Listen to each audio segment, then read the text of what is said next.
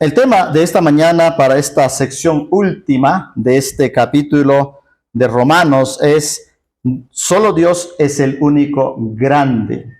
Solo Dios es el único grande.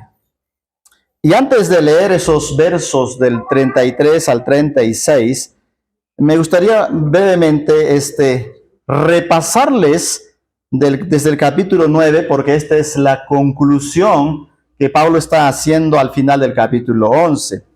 El capítulo 9, el capítulo 10 y el capítulo 11 de Romanos es básicamente un solo tema, y el tema es la soberanía de Dios.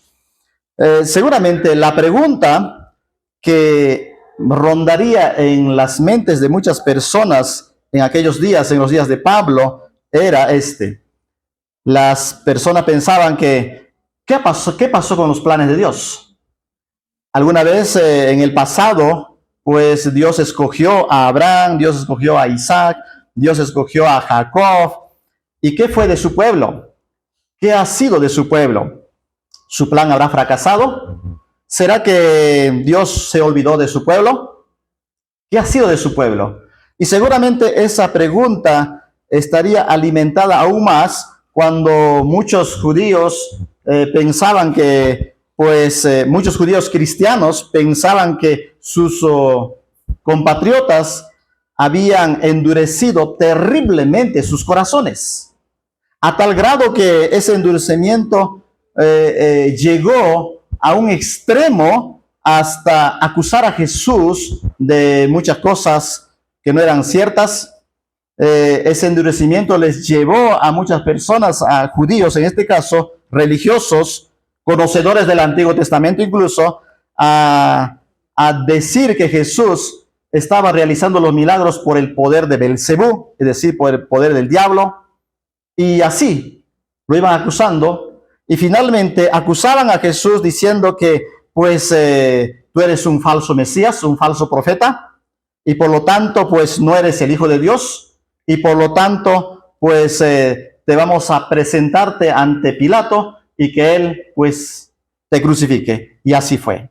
Entonces, en ese contexto, muchos judíos que eran pertenecientes al pueblo de Dios, se preguntarían, ¿qué ha pasado con el plan de Dios? Para explicar ese asunto, para explicar una respuesta, el apóstol Pablo, a partir del capítulo 9, él comienza diciendo, por ejemplo, en el verso 4, que el pueblo de Dios, los israelitas, en este caso todo el pueblo de Dios, ¿no? Dice, de ellos son la adopción, la gloria, el pacto, la promulgación de la ley, el culto y las promesas. De ellos son los patriarcas, y de ellos desde el punto de vista humano vino Cristo, el cual es Dios sobre todas las cosas, bendito sea por siempre. Amén. Lo que Pablo está diciendo es que ese es el pueblo escogido por Dios. Ellos recibieron la ley y todo lo demás. Ese es el pueblo de Dios. En el siguiente verso dice Pablo, no estoy diciendo que la palabra de Dios haya fallado. No ha fallado el plan de Dios. Dios no ha quitado su plan. Su plan sigue vigente, sigue firme, y él cumplirá su promesa tal como ha mencionado desde el principio.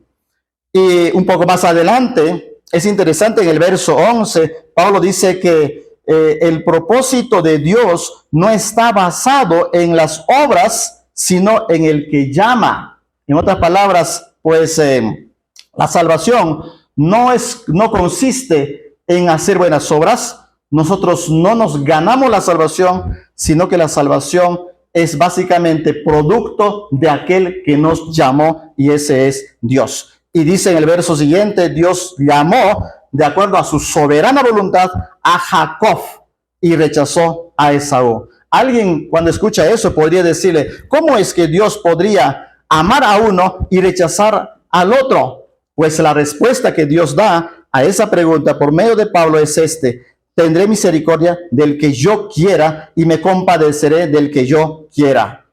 Así que la salvación no depende de que el hombre quiera o se esfuerce, sino que de que Dios tenga misericordia. En otras palabras, Dios está afirmando, yo soy el soberano, yo tengo mi plan, no es tu plan la que se ejecuta, es mi plan la que se ejecuta. Verso 18, Dios dice, yo tendré misericordia de quien yo quiera tenerla, endureceré a quien quiera yo endurecer. ¿Alguien puede discutir a eso? ¿Alguien puede criticar a eso? ¿Alguien puede pararse frente a Dios y decirle, oh, pareces Dios tú ser una persona injusta? ¿Alguien podría decir eso? Y Dios está diciendo ahí, definitivamente no, definitivamente no. Yo soy Dios, no soy hombre, no soy una persona que dice una cosa y después dice otra cosa.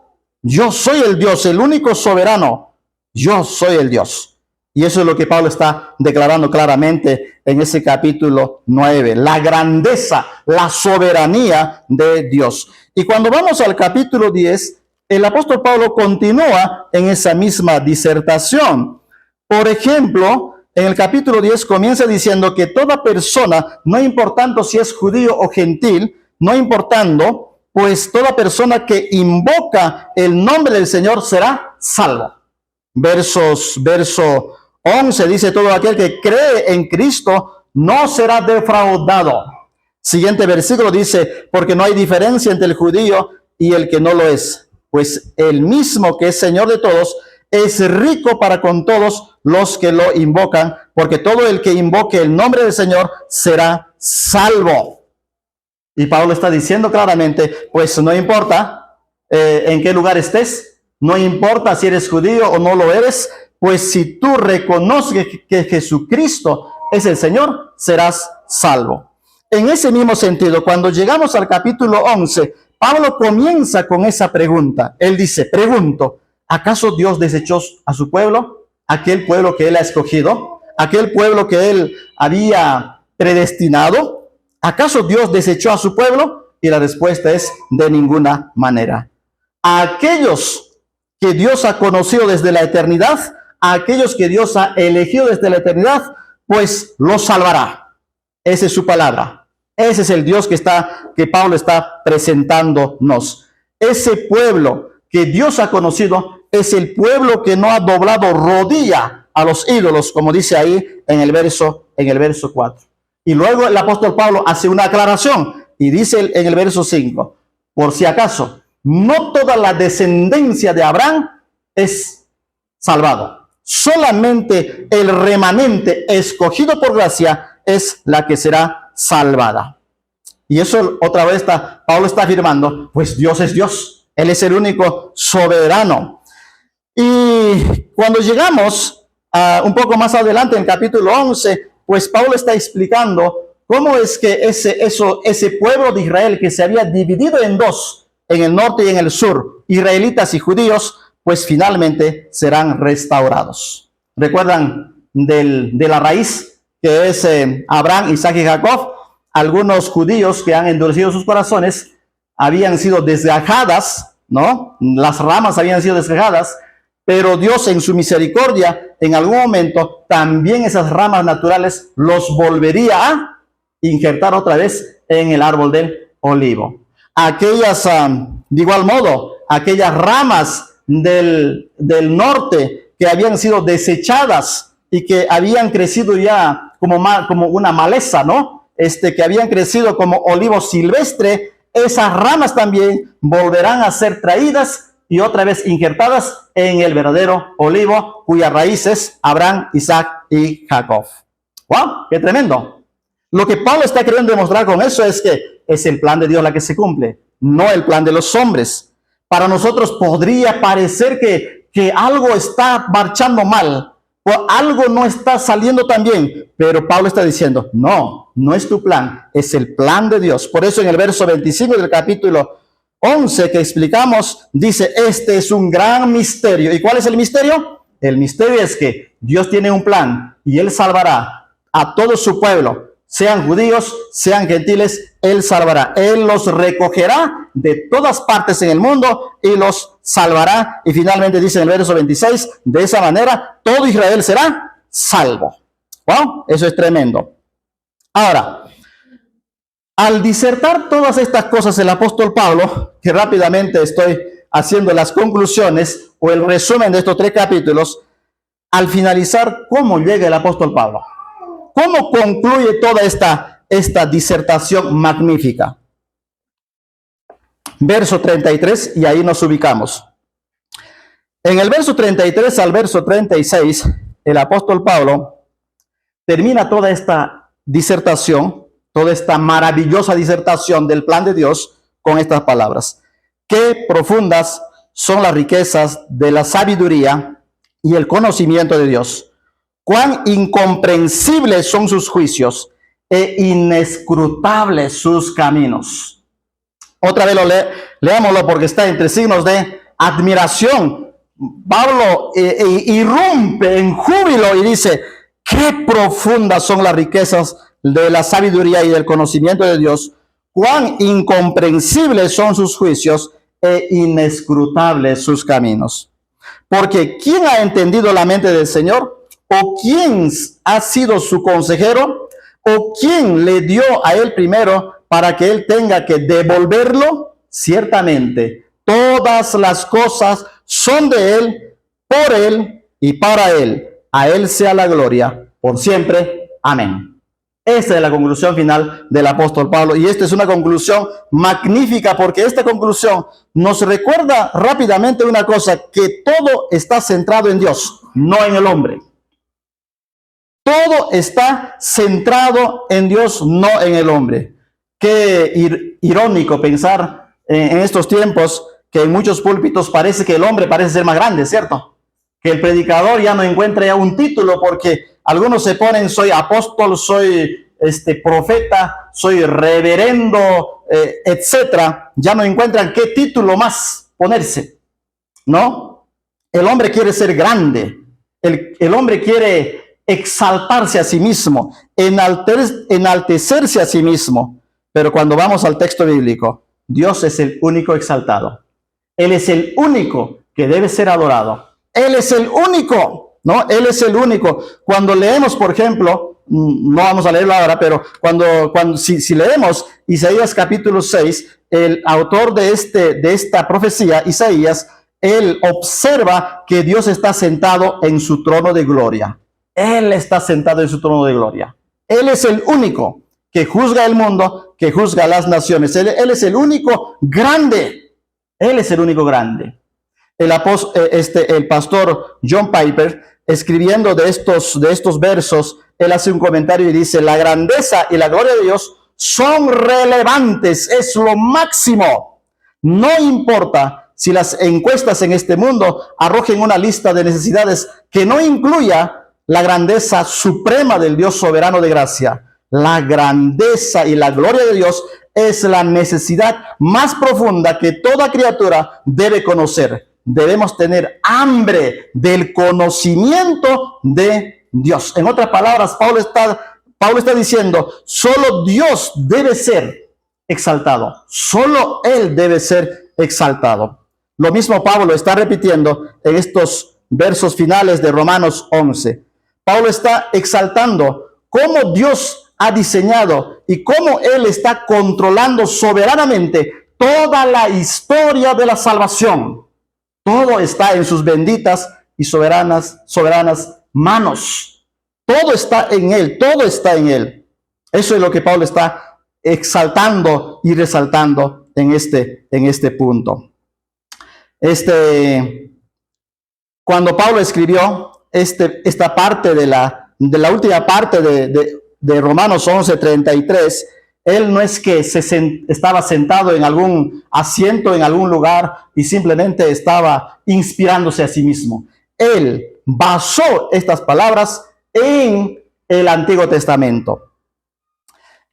Pablo estaba observando cuán grande Dios es al manifestarse, por ejemplo, en el Antiguo Testamento. Muchos estudiosos dicen que este verso 33 está basado en Isaías capítulo 40, versículo 15 y 17. Y si vamos allá, ¿qué dice Isaías 40, versículo 15 y 17? Escuchemos, miren lo que dice el profeta Isaías. El profeta Isaías dice, para él, es decir, para Dios, las naciones son como una gota de agua que cae del cubo. Las considera como grano de polvo en las balanzas y hace que las islas desaparezcan como polvo en su presencia. Todas las naciones son nada. Él, es decir, Dios, Él las considera inexistentes. ¿Qué son las potencias de este mundo? ¿Qué son las naciones de este mundo? ¿Qué es este mundo? Recuerden la semana pasada el ejemplo que pusimos de las estrellas. ¿Qué es este mundo? Este mundo simplemente es un punto en el universo. Y nosotros, cada criatura, ni siquiera somos un punto. Somos milésimas de veces más pequeños que un punto. Solo Dios es el único grande. Y esto resalta este profeta Isaías cuando dice, las naciones para Dios son como una gota de agua que cae del cubo. Las naciones, las potencias de este mundo son como granos de polvo en la balanza. Los sopla y ya. Son algo inexistentes las naciones de este mundo. Lo que está diciendo en otras palabras el profeta es que este mundo es tan pequeño desde la vista de Dios. ¿Y nosotros qué? Mucho más pequeño. Si el mundo, si el planeta Tierra es tan pequeño desde el punto de vista de Dios, imagínense nosotros, las criaturas. Somos 1.000.000 de veces más pequeño, más pequeño. Lo que está queriendo decir con esto es que solo Dios es el único grande. Nadie más en el mundo es grande. Nadie puede compararse. Nadie más. Eso es lo que Pablo está queriendo resaltar aquí. También cuando Pablo escribió Romanos 11:33, también este verso basó en el libro de Job, capítulo 41, versículo 11. Y si han leído el libro de Job, capítulos 37, 38, 39, 40, 41, resulta que Dios le está interrogando a Job y le está diciendo Dios a Job, porque él estaba en un momento crítico. ¿Recuerdan ustedes la historia de Job? Él perdió su casa, murieron sus 10 hijos, todos sus ganados fueron robados, su esposa lo abandonó.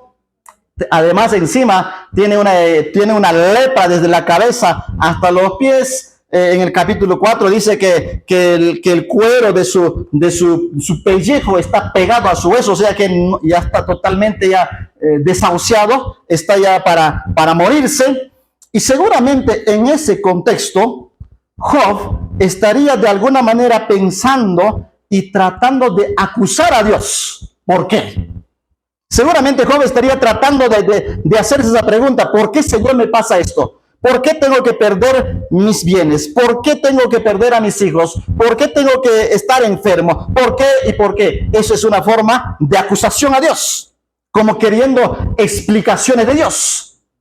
Y entonces, en ese contexto, Dios le va diciendo a Job, ¿quién eres tú, Job? Cuando yo estaba haciendo los cielos y la tierra, ¿dónde estabas tú? ¿Acaso me has ayudado? Cuando yo estaba creando los cielos y la tierra, tú viniste y dijiste, este es mi aporte, ¿te debo algo, Job? Wow. En el verso 11 del 41 dice, ¿quién me ha dado algo para que se lo devuelva? ¿Tú me has dado algo para que te lo devuelva? ¿Te debo algo? Este es como Dios le está increpando a Job. ¿Te debo algo? ¿Me has ayudado? Dice, mío es todo lo que hay debajo de los cielos. Mío es todo. No me debes absolutamente nada. Y eso sí implica también que no puedes ni siquiera reclamarme a mí, porque yo soy el soberano que hago las cosas como a mí me place hacerlas. ¡Wow! Eso es tremendo, ¿no? ¿Cuántas veces nosotros hemos caído muchas veces en esa forma de pensamiento, ¿cierto? ¿No? Cuando algo nos sucede, cuando algo viene sobre nosotros, queremos levantar la voz y queremos exigir a Dios alguna explicación. Y Dios diría, igual que a Job, ¿quién eres tú para darte explicaciones? ¿Quién eres tú? Eres simplemente polvo, ¿cierto?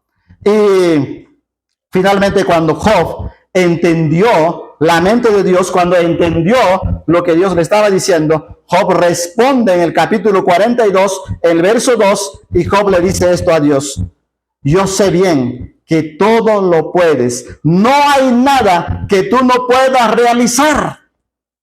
Todo lo puedes. Tú eres el único grande. Tú eres el único exaltado. Tú eres el único Señor. Tú estás sentado en tu trono.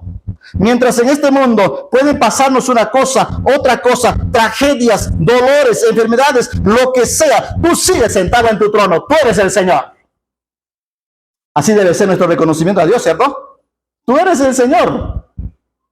Nuestro pecado no le afecta a Él. Él es el Señor, Él es el Dios. Él es el Dios. Y un autor dice, ese es justamente el mensaje central del apóstol Pablo al final de Romanos capítulo 11.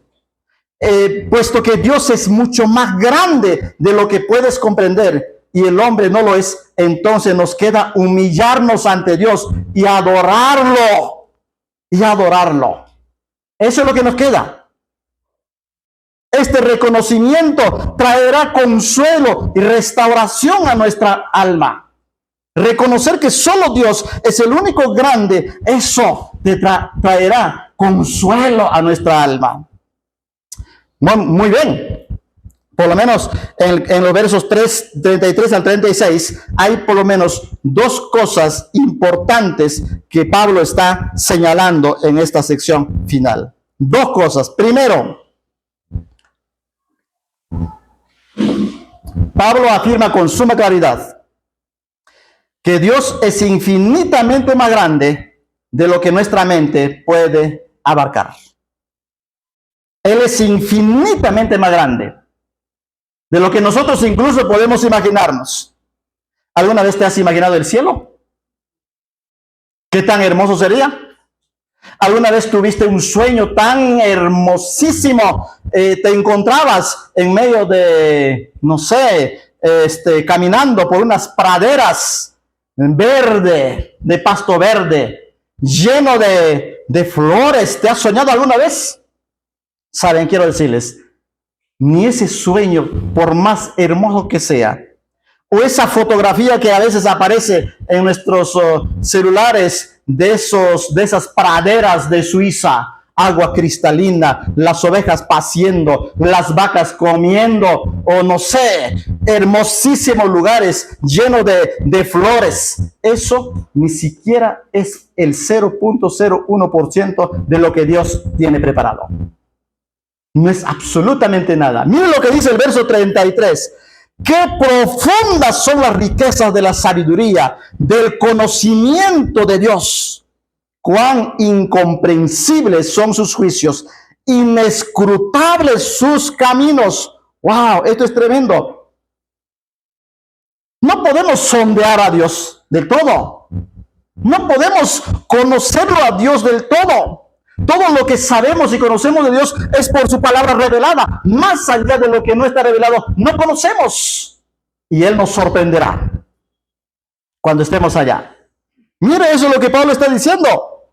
Hay un verso que está en el Antiguo Testamento, creo que en Deuteronomio, no recuerdo, dice, ¿no? Dice que las cosas reveladas son para ustedes.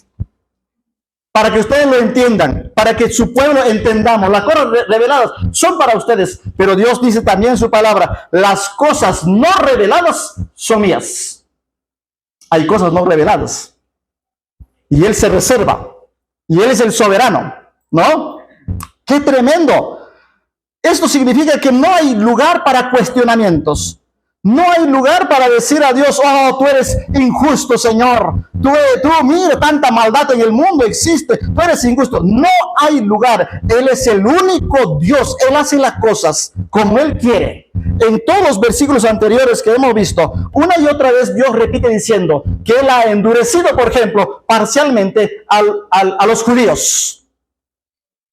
Que también en otro momento también dice que Él también ha endurecido los corazones del Israel norte también. Y Él va diciendo, pues yo soy Dios.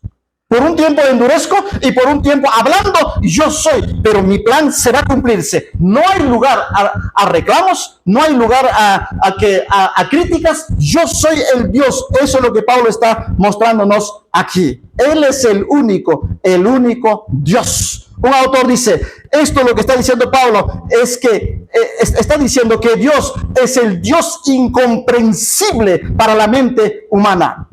Su pensamiento es tan profundo que el hombre en su estado caído jamás en este mundo podrá sondear la profundidad de Dios, quizás allá en la eternidad. ¿Me estoy explicando? ¿Está claro? Él es el único, Él es el Dios incomprensible, Él es el Dios absoluto. No puede ser plenamente comprendido por nadie. Él es tan profundo, su sabiduría es tan excelso, tan grande. Y mire cuando dice, hay por lo menos 3, 4 cosas, menciona Pablo ahí, dice, las riquezas de Dios están más allá de toda comprensión. Las riquezas. Tengo acá un montón de versículos para leerles acerca de las riquezas de su gloria. Es algo que leemos y casi no podemos ni siquiera comprender. Por ejemplo, en Romanos 10:12, Pablo dice que Dios es rico para con todos los que lo invocan. Efesios 1:7 dice que el perdón de los pecados según las riquezas de su gracia. Él los perdonó según las riquezas de su gracia. Efesios 2:7 dice que Dios, para mostrar en los tiempos venideros las abundantes riquezas de su gracia y su bondad para con nosotros en Cristo Jesús. Y así repite varias veces. Por ejemplo, en Efesios 3:8 dice, yo, que soy menos que el más pequeño, Pablo dice eso, de todos los santos, he recibido el privilegio de anunciar entre los no judíos. ¿Qué cosa? El evangelio de las insondables riquezas de Cristo. Insondables, incomprensibles. Este es el evangelio que es tan profundo, tan alto, tan ancho, incomprensible. ¡Wow! ¡Qué tremendo! Y es la misma idea que está en Romanos 11:33. Cuán insondables, cuán inescrutables son sus caminos. ¡Wow! ¡Qué tremendo! Un autor dice, leyendo todo esto, lo único que debemos, creo, pensar es esto. Lo único que debemos llenarnos de satisfacción es disfrutar de la profundidad, de las riquezas de su gracia manifestada en Cristo. Debemos deleitarnos en el hecho de que Dios nos ha bendecido con toda bendición espiritual en los lugares celestiales en Cristo. Conoceremos eso. Debemos maravillarnos de lo que nos haya escogido en Cristo desde antes de la fundación del mundo. ¡Wow! Aunque haya muchas cosas que no comprendamos, una cosa está clara. Nos ha bendecido abundantemente con sus riquezas celestiales y todo ello en Cristo, a través de Cristo y para su gloria soberana. ¿Cuándo dice amén? ¡Wow! ¡Qué tremendo! Pablo también dice, la sabiduría de Dios está más allá de toda comprensión. La sabiduría, ¿no? Su conocimiento, la sabiduría. Proverbios 2:6 dice, porque el Señor da la sabiduría, de sus labios brotan conocimiento e inteligencia. Adquirir sabiduría es obtener la habilidad para vivir una vida hermosa delante de Dios, y todo eso viene de Dios y está más allá de nuestra comprensión. ¿Cuántas veces luchamos con el pecado? ¿Cuántas veces nos sentimos tan pequeños? Y todas las veces estamos luchando con el pecado, pero Dios el sabio sabe cómo liberarnos finalmente de las arras del pecado. ¡Wow! ¡Qué tremendo! En 1 Corintios, Pablo explica en capítulo 1, verso 18 al 25, acerca de la sabiduría de Dios. Dice que la sabiduría de Dios se revela especialmente en la cruz de Cristo. Y esa cruz de Cristo, dice, para los sabios de este mundo, para los catedráticos, para los filósofos de este mundo, dice, locura. Es tremendo, ¿no? Para el mundo es locura que Cristo haya muerto en la cruz y que nos haya salvado. Para el mundo es locura. Pero luego dice, porque la palabra de la cruz es locura para los que se pierden. Pero para nosotros, los que hemos sido escogidos, los elegidos, los que somos salvos, la cruz es poder de Dios. Esto implica que si queremos profundizar en la sabiduría de Dios, entonces debemos meditar frecuentemente en la gloria de Cristo, crucificado por nuestros pecados. ¡Qué tremendo! El conocimiento de Dios está más allá de toda comprensión. Dios conoce exhaustivamente todas las cosas en el universo. Tú y yo no conocemos. Ni siquiera conocemos lo que esta tarde sucederá. ¿Cierto? Ni siquiera conocemos lo que pasará mañana o al próximo año. ¿Qué va a pasar con el mundo? ¿Qué va a pasar con la economía en este país? ¿Quién será el próximo presidente? Ni siquiera sabemos, pero Dios es aquel que conoce, que sabe todas las cosas. Él sabe lo que sucede en las reacciones químicas de las estrellas en miles y millones de galaxias, como la semana pasada dijimos. Todo el firmamento, dice la Biblia, está en su mano. Él conoce lo que está ocurriendo en cada célula de tu cuerpo. Él conoce cuando estaba siendo formado en el vientre de tu madre. Él sabe de cuántas células estás formado. Él sabe absolutamente todo. Un autor dice, no solo Dios conoce todas las cosas que sucederán, sino también todas las cosas que habrían sucedido si hubieran prevalecido otras contingencias. Él conoce todo. Hebreos 4:13 dice, nada de lo que Dios creó, escuche, nada de lo que Dios creó puede esconderse de Él. Nada. Sino que todas las cosas quedan al desnudo y descubiertas a los ojos de aquel a quien tenemos que rendir cuentas. No hay nada escondido. Entre nosotros podemos escondernos, ¿cierto? Y yo no puedo saber lo que anoche has pensado.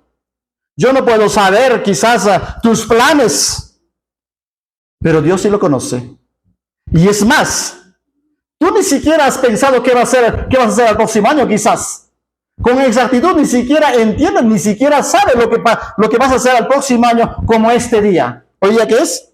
O este 24 de marzo. ¿Qué harás al próximo año 2025, como este día, 24 de marzo? Ni siquiera sabes, pero Él sí sabe.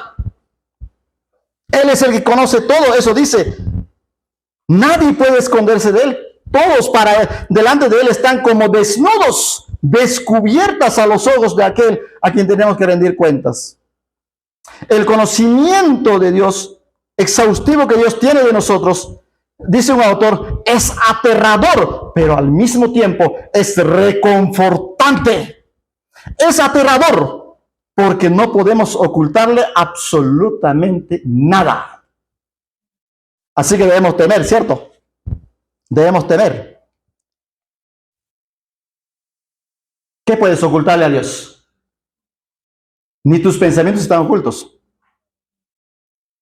Así que, como dice en el verso anterior, pues vamos a tener que rendir cuentas. Así que por eso dice el autor, esto es aterrador porque no hay nada que puedo ocultarle. No podemos ocultarnos. Usted puede quizás ocultar cosas de mí o de su pareja, puede ocultar y nunca decirlo. Y piensas, ¿no? Cada día piensas, con este secreto moriré, a nadie le diré. Bueno, probablemente nadie sabe, ni tus hijos ni tu pareja, pero Dios sí sabe. Y en el día del día, pues tendrá que rendir cuentas, aún por eso. ¡Wow! Eso es aterrador.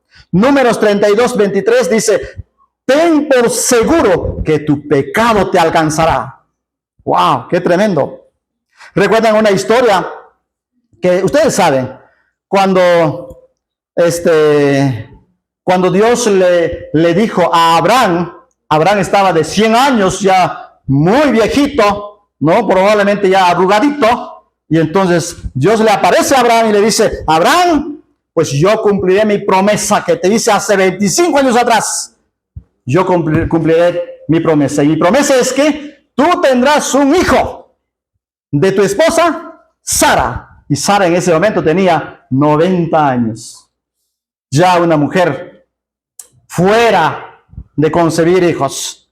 Ya podríamos imaginarnos como una mamita totalmente ya arrugadita, ¿cierto? Que ya se iba preparando para la tumba. Y entonces Sara estaba al otro ladito, parece, detrás de la cortina. Y él está, como a veces a las mujeres sucede, estaba por huequito escuchando.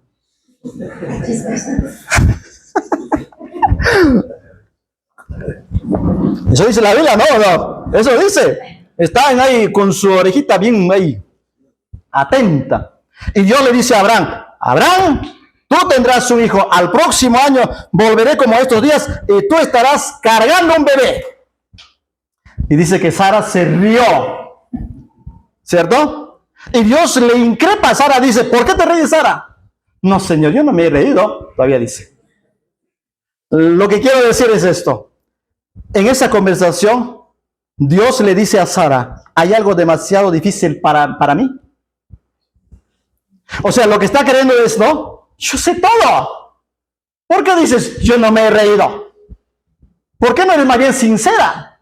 Yo sé todo, yo sé tus pensamientos, yo sé tus intenciones. Tú, Sara, quizás estás pensando que ya eres viejita, que ya no vas a poder concebir. Estás pensando todo, pero yo soy el Dios que hago las cosas. Wow. Ese es el Dios que tenemos. Por eso es aterrador por un lado, porque Él conoce todo, nada puedes esconderle. Y el otro, es reconfortante saber que Dios conoce todo, porque Él conoce, esto es muy bonito, dice, un autor dice, es reconfortante, pues aunque Él conoce nuestras debilidades y pecados, no nos rechaza a sus elegidos, sino que nos bendice con sus promesas llenas de gracia a pesar de nuestras debilidades. Amén. ¿Cuántas veces le somos a Él pecadores? Desobedecemos sus mandamientos, somos malos, imaginamos cosas malas, etcétera, etcétera. Y Él nos conoce todas nuestras debilidades y es reconfortante a pesar de que somos incrédulos muchas veces, a pesar de que somos duros de corazón, a pesar de que somos pecadores. Él, porque nos escogió, porque nos conoció, no nos rechaza y finalmente Él nos salvará. Ese es el punto aquí de Pablo, porque no depende de ti, depende de Él. Amén. Eso es reconfortante. Eso es extremadamente reconfortante. Y otro también dice, ¿no? Los juicios de Dios están más allá de toda comprensión. Más allá. Dice el texto, cuán inescrutables son sus juicios. Cuando leía este verso, me ponía a pensar, wow. ¿Alguna vez nos hemos tratado de imaginar cómo será el infierno? ¿Será fuego ardiendo? ¿Será como un lago de fuego, de azufre, dice la Biblia, ¿no? Para ejemplificarnos la intensidad del dolor, ¿no? En otra parte dice que el gusano de Jacob no morirá, o sea que el sufrimiento es eterno. ¿Cómo nos imaginamos el infierno? Fuego ardiendo, quizás no sé, las llamas ardiendo, un dolor inmenso que nos está rodeando y cosas así. Este texto dice, ni siquiera ese es el 1% de tu imaginación. Dios es sus juicios son tan inescrutables, tan profundos, tan inmensos, y lo mismo también es su gloria, tan insondable. ¡Wow! Esto es tremendo, tremendo.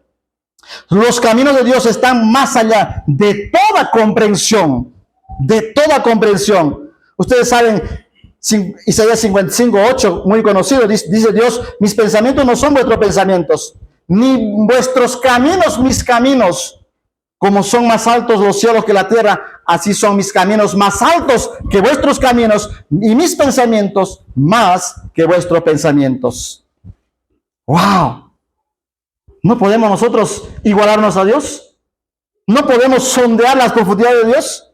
El conocido predicador Watchman Nee, era un predicador chino, escribió un sermón titulado Adorando los caminos de Dios. Y él define los caminos de Dios de esta manera. Dice, sus caminos son la manera en que Él mismo por su propia voluntad, realiza lo que ha querido hacer.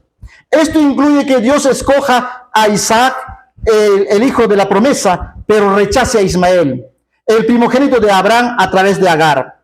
Su camino fue elegir a Jacob, el engañador, pero rechazar a Esaú, un hombre mucho más amable. Eligió a Judá, quien pensó que estaba teniendo relaciones sexuales con una prostituta, pero en realidad era su nuera, para ser el antepasado del Mesías. Lo que está queriendo decir Wiseman, este es el Dios. Sus caminos son tan insondables, tan inexplicables. Leo esto y todavía no logro explicarme. ¡Wow! Ese es el Dios que cumplirá sus promesas. Ese es el Dios que cumplirá sus promesas. Cuando leemos en 1 Corintios 1:26, ese es un pasaje tan alentador, cuando dice que mírense entre ustedes, hermanos, dice Pablo, mírense entre ustedes, mírense el uno al otro. No habéis sido llamados muchos sabios según la carne. No hay catedráticos, filósofos, en este recinto, dice Pablo. No hay poderosos, hombres fuertes, no. Ni muchos nobles entre ustedes. Seguro hay algunos, pero no hay muchos. Y luego dice Pablo, sino que lo necio del mundo escogió Dios para avergonzar a los sabios. Lo débil del mundo escogió Dios para avergonzar a lo fuerte. Lo vil del mundo y lo menospreciado escogió Dios. Y lo que no es, para deshacer lo que es, a fin de que nadie se jacte en su presencia. Cuando leemos esto, lo único que podemos decir es cuán inescrutables son sus caminos. Cuán inexplicables son sus caminos. Él es el genio poderoso. Él es el todopoderoso. ¡Wow! Él es el Dios incomprensible. Y sabiendo todo esto, en los minutos que me quedan, 10 minutos todavía, 14 minutos, ¿qué podemos nosotros concluir aquí? Y Pablo hace la conclusión en los versículos 34 y hasta el 36. Y creo que esos versos se resume con esta idea. Frente a todo esto que estamos mencionando, el hombre no es Dios. El hombre no es Dios. Ni siquiera puede compararse, o como decimos comúnmente, no podemos llegar ni a los talones de Dios. El hombre no es Dios. Todo lo que nos queda a nosotros es humillarnos. Todo lo que nos queda es adorarlo. No somos dioses, somos solamente criaturas. Al saber que estamos delante del Dios soberano, el grande, solo debemos humillarnos y solo debemos adorarle. No hay nada de qué compararnos, no hay nada de qué jactarnos. Me gustó bastante esta historia que leí de un boxeador del pasado, Muhammad Ali, ex campeón del boxeo. Solía proclamar: yo soy el más grande. Probablemente cuando ganaba, ¿no? Yo soy el más grande. Y el autor de esa historia dice: sin embargo, con el tiempo, ese grande se volvió vulnerable y hasta enfermo, porque lo vi andando por el pasillo del hospital mientras sufría los efectos de la enfermedad del Parkinson, ¿no? El grande ahora estaba ahí temblando. En realidad, dice el autor, esto nos debe llevar a pensar qué rápido se desvanece cualquier supuesta grandeza humana. ¿Está claro? ¡Qué rápido!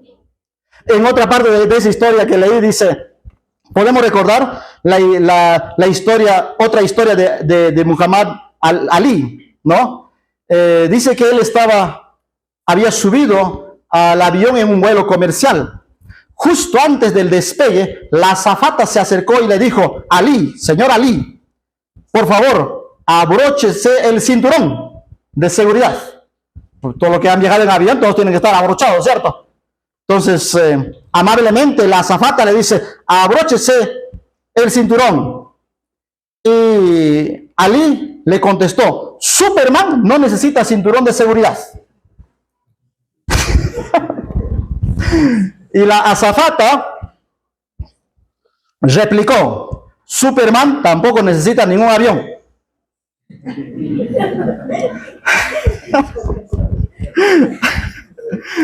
¿Hay gente parecida a él en este mundo? Sí. Hay gente que se cree lo máximo. Hay gente que dice, no necesito a Dios, no necesito a nadie, tengo dinero, tengo salud, tengo esto, pero eso es momentáneo. Es tan solamente pasajero. Por eso, el apóstol Pablo, en el verso 34, él hace las conclusiones. Y la primera cosa que Pablo dice es esto: no somos grandes en conocimiento. ¿Quién ha entendido la mente del Señor? No somos grandes. El Señor sabe todo, Él sabe todo, no nosotros. Él sabe lo que hay que saber, sobre todo, sobre cada molécula, pensamiento, etcétera. Solo Él sabe, no nosotros.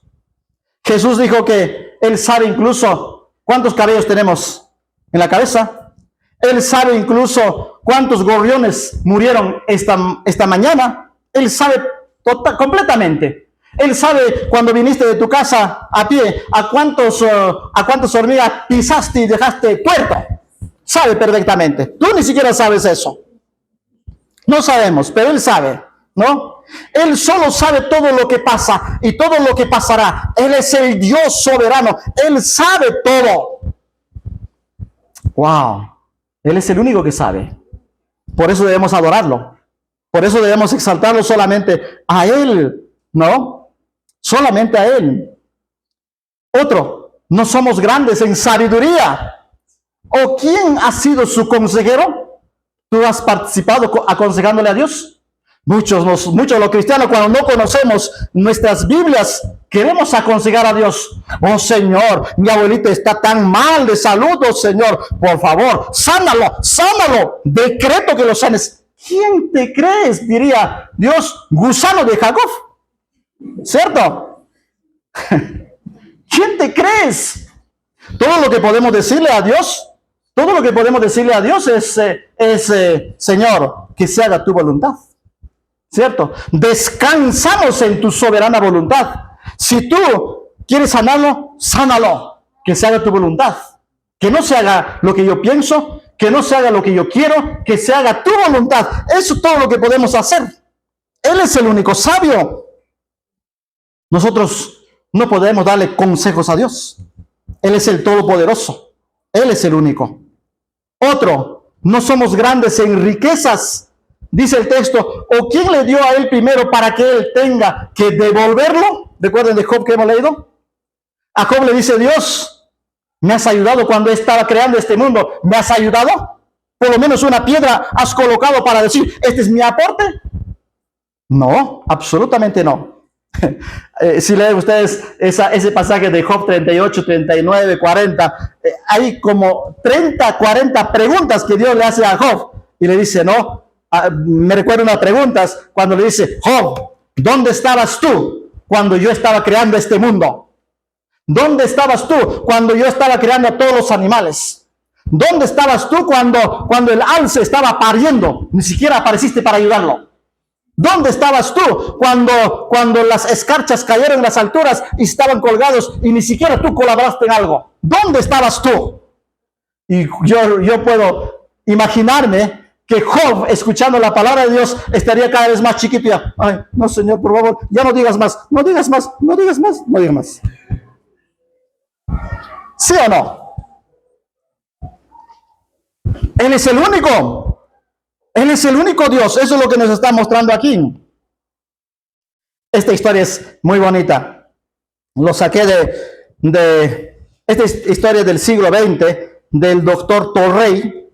Contó que una vez se encontraba en una reunión de empresarios en Australia. Este era un predicador muy famoso del siglo pasado. Y él dice, estaba en una reunión de empresarios en Australia, cuando le entregaron una nota de papel que decía, escuchen esto, estimado doctor Torrey, estoy muy perplejo.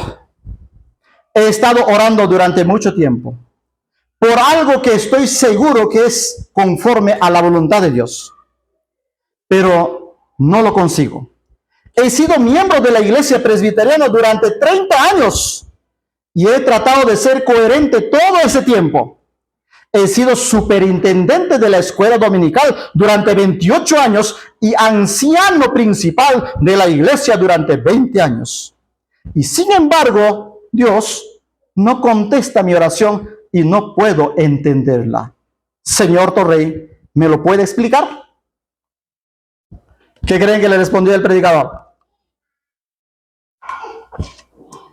Dice, el pastor Torrey leyó la nota desde el púlpito y respondió: es muy fácil de explicar. Este hombre de la nota piensa que debido a que ha sido un miembro constante de la iglesia durante 30 años, un fiel superintendente de la escuela dominical durante 28 años, un anciano de la iglesia durante 20 años, Dios tiene la obligación de responder su oración. Él realmente está orando en su propio nombre. Y Dios no escuchará nuestras oraciones cuando nos acerquemos a Él de esa manera. ¿Está claro? ¿Está claro? A veces no. Oh Señor. También muchos actuamos como ese hombre del papelito, ¿no? Señor, yo he sido fiel. Desde mi nacimiento he sido fiel a ti. Señor, tú sabes que yo puntualmente vengo a la iglesia. Oh, Señor, yo canto en la iglesia. Pero yo estoy atento, escuchando las enseñanzas del pastor todos los domingos. Por favor, Señor, un carrito, pues. Mejórame mi negocio. Haz esto, por favor. ¿Saben una cosa? Todo eso Dios puede hacerlo en un instante. Para Él, nada sería difícil hacerlo. Pero no es la forma ni la manera. Es como tratar de decir, oh Dios, yo he hecho por ti esto y tú me debes esto. No. No hemos hecho nada por Él. No hemos hecho nada por Él. Todo lo que hemos aportado de ser un predicador es nuestro pecado. Solamente hemos pecado. Y si estamos vivos hasta estas alturas, es por su infinita gracia solamente.